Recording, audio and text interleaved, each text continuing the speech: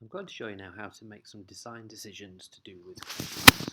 So you can see I've already got some basic idea of my poster here. I've got my title, and interestingly I've contrasted here the verses as the difference. I've used a different font and a different size here to contrast that versus size. So there's a bit of contrast already. So I've used word art versus standard text.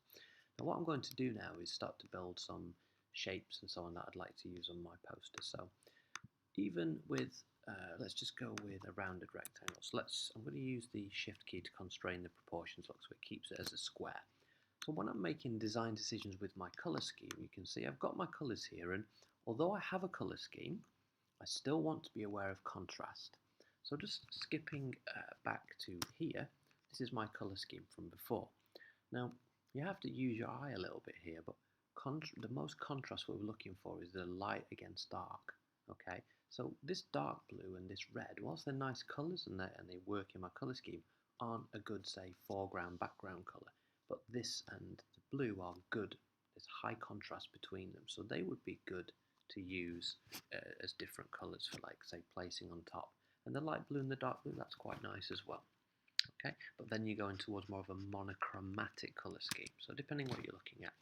Okay, so if I just choose this now, I'm going to go with the yellow, and you can see, look at the contrast there against the blue background. But if I choose, say, the red, it's not standing out quite so much, and it doesn't have that kind of oomph effect. Okay, and you can see there, that's what we're seeing with those colours. Right, so that's my first idea, is that when I'm using colours, I try to think, even with a colour scheme, I want to have the most contrasting ones. So that red's not working for me, so let's just copy the trash can across and just show you what I mean as well. So if I put my trash can, which I've already got here, on top, it doesn't jump out quite so much, but if I go again with the contrast one here, you can see the difference. Okay, now a few more things we can do to get things to contrast more and to give them more oomph. You can see I've got an outline there, and I'll choose my colour scheme line maybe to outline the shape. I can even give some more outline there, look, make it stand out a bit more. So I'm using that sort of reddy pink colour, and then I've got my icon here in the middle, and we'll learn a bit more about proximity and so on in a moment.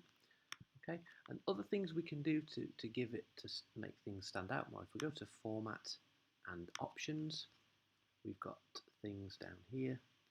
Where we're going, we've got the option to add a drop shadow to the shape, which is a nice effect, and that really makes it stand out as well.